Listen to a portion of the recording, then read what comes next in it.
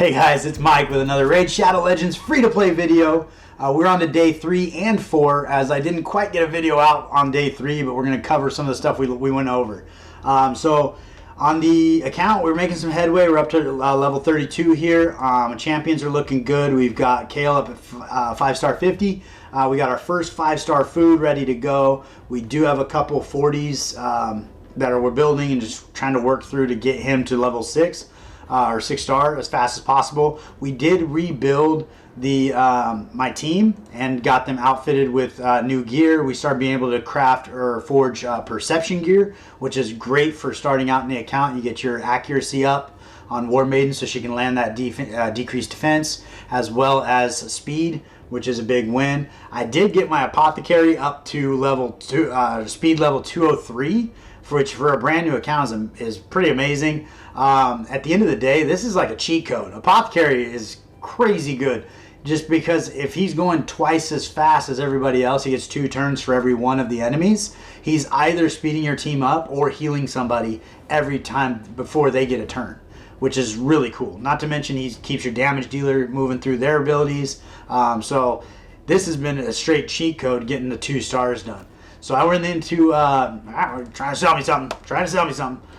We went into a campaign. We've got all the 3 stars across the board and got the Void Shard for normal. On hard, we are almost there. So we have a couple levels right here at the end.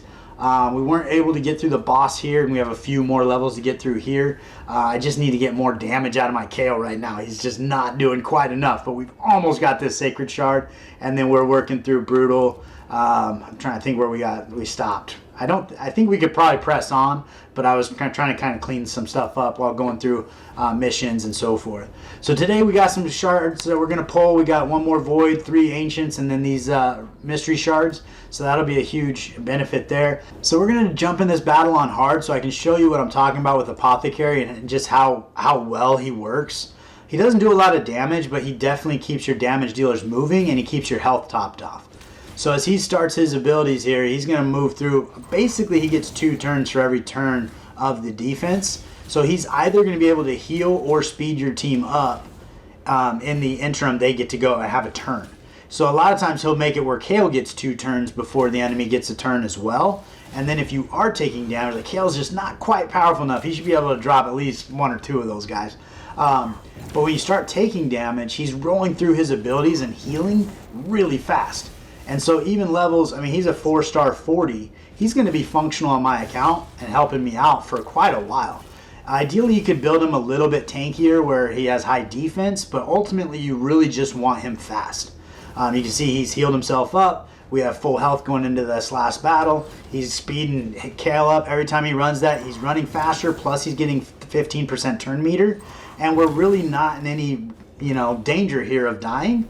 And he just he's a one-man show as far as heals and speeding your team up. And then Kale can just press on and start picking them apart. So it's been really cool watching him do that work, because for a while I was like, I don't know who my secondary guy will be, but because I thought I needed more damage. But I don't need more damage, I just need Kale to get a few more turns, and that's all it took. So I rolled through a lot of these stars, getting 2 stars on a lot of these. I also got my speeds dialed in for arena, so now when I go in here and I can pick a fight with somebody, let's just make sure I should win this. My Kale doesn't do enough damage. That's the problem. But right away, Apothecary comes out, speeds everybody up. War Maiden comes in, drops our decreased defenses across the board. And if Kale was just a little bit better, I could have just wiped him clean. But usually I can sneak through and finish him off from here. So I do starting to get the team together where it's actually working pretty well. I'd say 99% of the time I'm going first with Apothecary. There are a couple scenarios where I get cut in front of because it's not seamless from his speed to Kale's. I think Kale and War Maiden are around like 160. So there's a pretty big gap between 203 and 160. So it's 15%. There is definitely some room in there for somebody to sneak in and get me. But the team is working significantly better. If I could start getting a little more attack and some crit rate and crit damage on Kale, that's going to be all the difference. So ideally I can start to get maybe like an amulet or something like that, where I can start to get some of those numbers up and helping me. I did open up the relic side of things. I blazed through it. I didn't read the tutorial because I never do. But I do have some extra stats going on here, and I need to do some homework here to figure out what this is all about. If I had feedback on this, I think opening relics plus the stones at the same time is a mistake. I think you should have introduced the relics and then shown how to upgrade them later after people understood what they did. And that might just be my simple brain. Like, I'm trying to figure all this out, and it's like it just feels very overwhelming. But like, it seems like there's choices you can make with gemstones, and as far as relics, I have this unholy grail. I don't even know where I got it. But yeah, so there's just some interesting sides of it. I'm on level 3 with it. I guess I get extra attack power, some HP and crit damage, or at level 15. So I don't know if I can upgrade level. It looks like I need some stones that I don't have. So I have one of them. So where do I get these? I don't know. We'll figure that out. But it is kind of a lot all at once. And it might just be because I'm not used to it. And once I get used to it, it'll be super easy. But, you know, that's where it's at. Let's jump in the market here, see if we got some mystery shards. We'll pick these up. Why not? And then we will take a peek at our champions, make sure we have room. So we'll clean this up, and then we're going to pull some shards. All right, we're going to go ahead and pull these 60 mystery shards, and then we'll move on to the ancients and the void. At this point, with the rares dropping, they're pretty much just food unless I get somebody exciting. I mean, apothecary is probably one of the best rares you can hope for. Who we get here? Wagon Bane, definitely going to be some food. But this is going to be things that are helping me get my next 5-star chicken that I'm trying to make to get Kale up to 6 stars. So it's you need characters to work on to do it. I haven't been able to get to a place where I'm farming with Kale at a reasonable speed, where I want to actually just farm food. I almost feel like I have to get him to 6 stars before I can even do that, which is unfortunate. And that kind of goes back to what we talked about yesterday, where if Plarium would hook up just a couple 5-star chickens, that could make a huge benefit to the account and help you getting that first 6-star character. Because I think that grind it's real. Like, getting that first 6-star is definitely a challenge. Once you have that person in place, then you can farm food a little quicker and a little more efficiently, and that way you can actually start to move through a little faster, and it's not quite as hectic. But we're going to clean up the champions there and then get back in and grab some more. All right, we're back at it. We're going to grab these last 10 here, and then we'll move on to the big boys and hopefully get something exciting. But overall, with the mystery shards, I have been pretty fortunate with the rares that I have pulled. They've made a pretty big impact on the account. So I think I'm going to do the thing you're not supposed to do. I'm going to jump into into the gem shop. I'm going to pick up these 11 ancient shards for 900 rubies. Probably be better spent buying masteries for Kale, but I'm already halfway through. I'm probably, I don't even know, 10% done. But this is more fun. It's more fun. So we're going to grab these guys and head over here. We're going to pull our first 10-pack of ancient shards on the free-to-play account. So let's see how this goes. And we're going to make room again. I wasn't anticipating doing this, so I only made a little bit of room. But we're going to pull these and see what happens. This could be big for the account, or it could have been a waste of 900 rubies. But either way, it will give me some food. So far, I'm not seeing anybody. Oh, all rares. That's exactly what you don't want to see. None of these guys have any merit at all. Let's see here. And we only have 1 spot left. I'm going to go clean up spot and we'll pull those other 4. All right, we're back at it. So we're going to grab these 4 here and then we'll pull that void shard as well. So that was pretty unfortunate, first 10-pack being all rares, but it's kind of what you can hope for when you're not pulling during a 2x event. So, you know, you win some, you lose some. But it really just takes one character that can really change your account at this point. It doesn't look like we're going to get one. But maybe. We just need an epic, just some epic, something other than I'm out of money. I'm broke. So this actually brings up another point. So they give you the 7 million silver. You get 2 million up front and then $1 million a day for the first 5 days. It's not enough. And I think that Plarium has recognized that the silver in the beginning of the game is broken, and I think it's a band-aid. But to me, it's one of those where it's like, why not fix the problem? Like, just give more silver when you're farming campaign. Give more silver on every single thing that you do. Like you go into like these events and you look at the silver that you can earn in here, it doesn't make any sense at all. Like I think if it ever loads.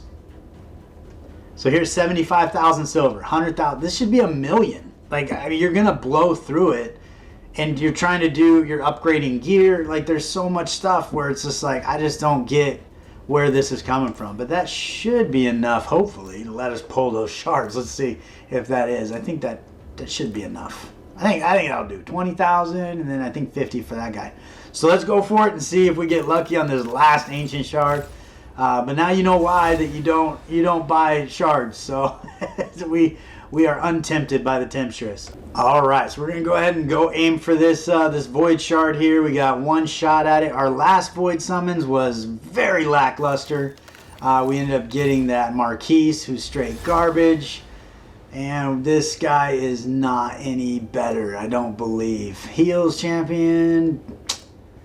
Places shield buff. Champion 2 turns equal to 20% of their max HP. If it was his max HP, then you could actually build him really high in HP. He does have the ally protect, which is kind of nice. But you'd have to build him super tanky for that to really be a benefit. So he's probably going to be food. So that's 2 void shards, 2 duds. Really didn't get anything even worth talking about today, which is pretty unfortunate. So I did jump over to Hell Hades, and they have the free-to-play 2025 is here. You can actually enroll, even though I think they start on January 10th.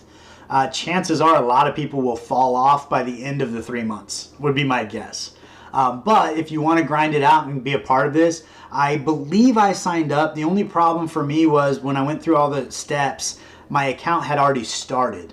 So I did start it after this date, so I think it'll qualify, but you might have to start a brand new account by going through these steps. So I did go in and create the account and do the Plarium play, and then I just logged into my account. So maybe I'm in here, maybe I'm not, but I feel like I'm in there, so I'm pretty excited about it, which can be pretty fun to kind of go through this with other people. All right, so now back to the purpose of this whole series this is really to look through the lens of if you're designing a game, what works and what doesn't. So a lot of the things that I find work are things we've talked about. I think getting characters, being able to level them up in multiple areas in the beginning of the game is really engaging, because when you get at a standstill in one area, you can go to a different area. Unlocking different aspects of the game along the way, I think, is a big benefit. And the tournaments and so forth that you're engaging with and helping you along with different introductory equipment and resources is definitely a big win. I do think at this stage in the game, getting some more like 4-star, maybe 5-star gear sets would be a benefit, because you kind of get to a point where I'm stuck between not being powerful enough to farm dragon at a high enough level to get good gear, and I don't want to waste energy farming bad dragon to get bad gear. So I'm trying to figure out like where I should actually be pushing my energy. So that I think is lagging just a little bit. One of the biggest challenges I've seen thus far is with the missions and the challenges, they don't bounce off each other well. A lot of times you're duplicating tasks but at different times. So it's stuff you've already done, but now you're doing it again for the other one. So I'm really trying to press my missions along to get to my Arbiter and just kind of keep this moving. But I find myself in a position where a lot of times I do the challenge. Like this is a perfect example. If I go to Champions, upgrade 4 champions to rank 4. I've already done this, but this wasn't open when I did it. So if I go into my champions, like I got 1, 2, 3, 4, 5, 6, 7 rank 4. I didn't upgrade her, I got her. But I have 6 upgraded champions at 4-star. So I feel like you should definitely backlog those. So if it's on your account, it assumes you did it, and then you're complete. Also with the ascensions, if you ascend your champion ahead of time and then you get into this, it wants you to ascend champions again. Upgrade a champion to level 50. I already did that, but I don't get credit. So now I'm not going to get credit till I upgrade my next champion to level 50, which will be a long time, because I'm going to upgrade 4 more 5-star foods to feed Kale to make him level 6-star before I do my 6th 5-star to actually make them a 5-star 50, which will probably be Apothecary. So until Apothecary gets level 50, now I'm just stuck here. which is something that I've already done. So I basically got punished for doing something faster than it thought I should do it, which I think is a problem. Ascend 2 champions, already did that. Upgrade a rare, epic, legendary, mythical champion skill, already did that. So that I think is a big issue, because it just is frustrating as a player. Like, I'm just like, I shouldn't have upgraded my players. And the game is about upgrading players. So I'm getting punished for doing the thing that I'm supposed to do. It makes no sense. But I do like the fact that you have these tasks to do. I think that it is a good way to train without training, because you're telling somebody, hey, go do this thing.